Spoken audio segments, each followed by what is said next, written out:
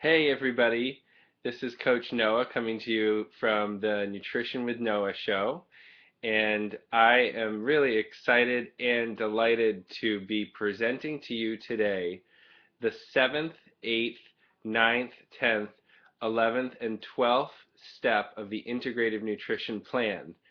And if you'd like to follow along, you can start to engage with this book at coachnoah.com. When you sign up for my mailing list, you get the first two chapters of Integrative Nutrition here by Joshua Rosenthal.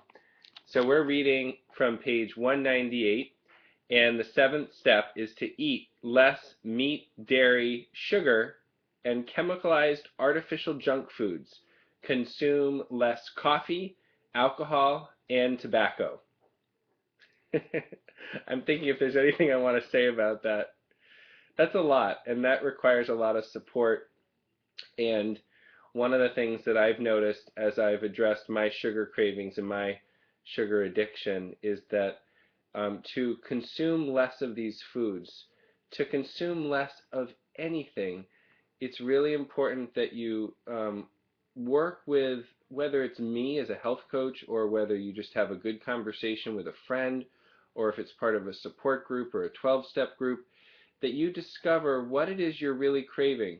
Because sometimes the cravings, once we start eating less of the chemicalized and artificial junk foods and the excess caffeine and sugar, we find that the cravings are something else. And so that's a discovery process that I invite you to join me on, as it's been a very valuable journey for me over the last 6 years. The eighth step is to develop easy and reliable habits that nurture your body.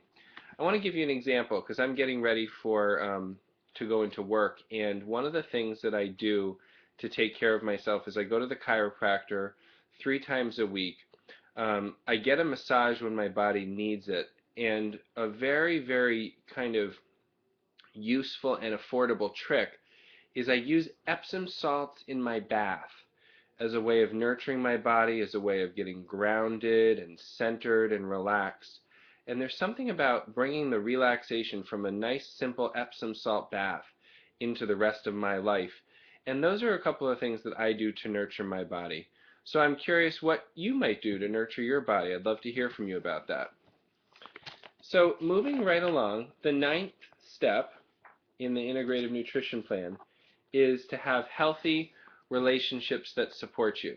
Now, there are books and books and books and seminars and therapies and you name it. There are so many things that we can do to create relationships that support us. And the number one priority for me in this area of having relationships that support me is to love my family. To figure out a way to love my family and to love myself, that has been a lifelong journey, and I invite you to join me on that journey to have relationships that nurture and support.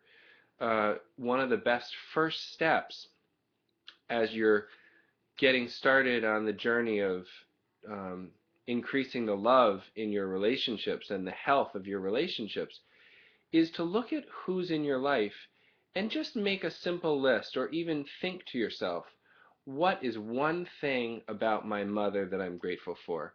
What is one thing about my father that I'm grateful for? What's one thing about my best friend? What's one thing about my brother and my sister?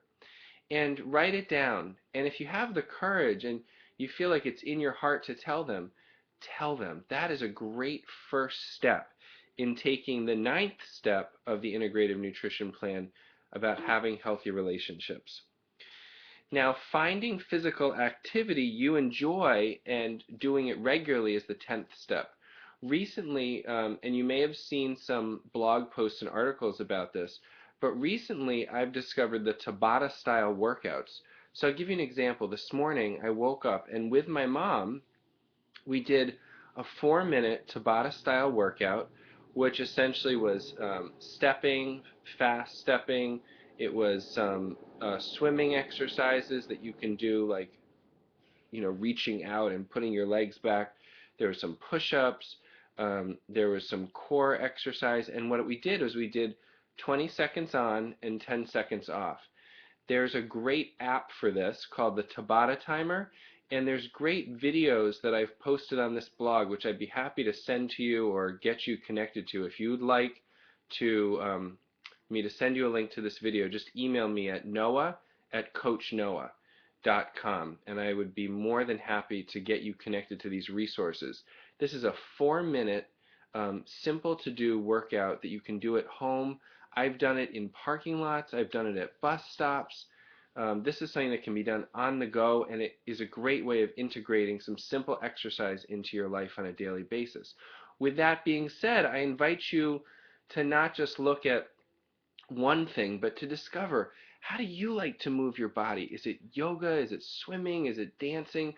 And to discover for yourself what physical activity you enjoy and how can you do it regularly. So step 11 is to find the work you love, or a way to love the work you have. Again, books and books and books, therapies, seminars, all sorts of things are on this topic. And this is why having a health coach and being on an ongoing journey for 6 months, a year, 2 years, and really working with someone to create that life that you love, and included in that, given that so much of our time is spent with our work, well, you might as well love it, because it makes such a huge difference in the quality of your life when you love your work, or you find ways to create loving the work that you have. One of the tricks that I did, I worked at Whole Foods for 5 years, and being in the public can be very demanding, and working in a retail setting with all different kinds of people. One of the things that I did, like a little mind trick before I would go into work, is I would say thank you for my customers who are generating the money to pay my bills. And thank you for my customers who give me a chance to serve them so that I may serve myself. And if there's a way you can find to say thank you, a great way to start finding ways to find work that you love, or love the work you have, is find ways to say thank you for the opportunities you do have right now. And then what that allows for is for each of us to grow the love we have for the work we do, or to discover work that we love. Start with thank you. And then this kind of leads very nicely into the 12th step, which is to develop a spiritual practice. Now, for me, the practice of gratitude is part of my spiritual practice. It's at the core of who I am and why I'm here, why my spirit has inhabited this body in this lifetime, is to practice gratitude. And I know that for a lot of people, gratitude's a great place to start a spiritual practice, because it's non-religious, it's simple, and we can say, hey, what's one or two or three things that we can be grateful for today?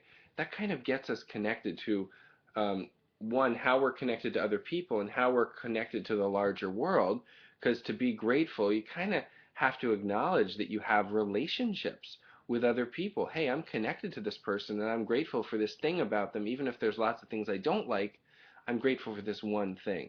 And that gets us connected. That gets us thinking in the frame of mind that we're part of a community, we're part of a larger whole. So developing a spiritual practice has been something that's been important to me since I was very little, since I sat meditation with my dad as a 2-year-old, since I went on Buddhist retreats, since I had my bar mitzvah, which we actually called my Buddha mitzvah, with lots of personal growth and development seminars in my teens and my 20s, and now there's been a way that I've created a spiritual practice for myself, and I would love to support you in taking whatever the next steps are for you in developing your spiritual practice. So, moving right along, again, these are big, rich topics and areas that we can go months and years and for entire lifetimes and multiple lifetimes into discovering. But here's a couple of exercises from the end of the chapter. And your first step is to choose one of the 12 steps to try for a week. What will your first step be? What are 3 things you can do to support yourself in making this happen over the next week? Great. So now that you've thought about that, those 3 things you can do in taking the first step that you're going to take, any of the 12 is a great place to start. Now go do them. Check back in with yourself after a week. How did it go? What worked and what didn't? Are you ready to add another step? If so, pick the next one that resonates with you. If not, focus on maintaining the first step until you're ready to add the next. Continue this process until you are doing all 12 steps. Go at your own pace. You will see and feel the difference in your body, your mind, and your spirit. This is directly from page 205 of Integrative Nutrition. So the second piece of the exercise is daily journaling, which I love, and I highly encourage anyone who's interested in learning about journaling to get The Artist's Way by Julia Cameron, because it really talks about how to do 3 pages a day and how to discover yourself in that process.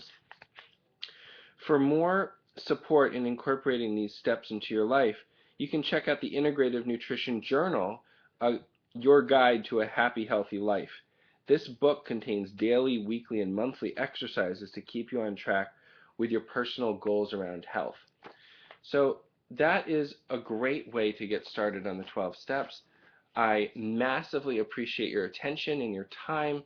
I hope that this episode of the Nutrition with Noah show has been very valuable to you, and it gives you lots of nuggets and new insights and things that you can actually practice in your life to, like Joshua was saying, to have a happier and healthier life.